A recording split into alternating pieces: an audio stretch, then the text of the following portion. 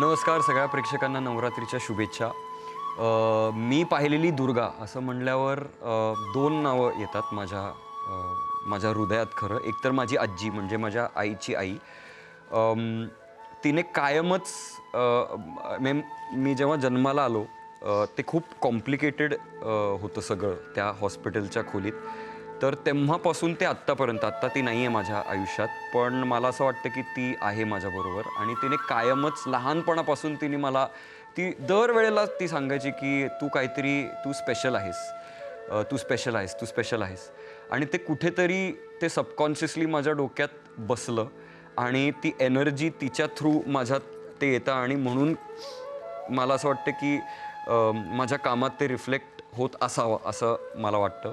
तर खूपदा मला जेव्हा डाऊन वाटतं मी डोळे बंद करून मी तिला डोळ्यासमोर आणतो आणि मग सगळंच बरं वाटतं आजूबाजूला किंवा छान होतं सगळंच. दुसरी म्हणजे माझी आई. ह्याचं कारण जेव्हा मी लहान होतो, माझे सगळे मित्रमैत्रिणी ते सायन्स ट्युशनला जायचे किंवा मॅथ्स ट्युशनला जायचे आणि माझी आई मला सिनेमाला घेऊन जायची.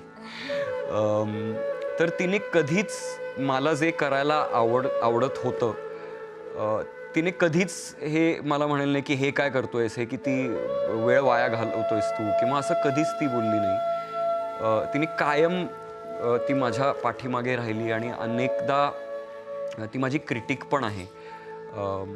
आणि हो, ती माझ्यासाठी दुर्गा आहे. फक्त माझ्यासाठी नाही, अनेक आमच्या फॅमिलीमधल्या खूप लोकांसाठी माझी आई आणि माझी आजी ह्या दोन नावं माझ्या डोळ्यासमोर येतात.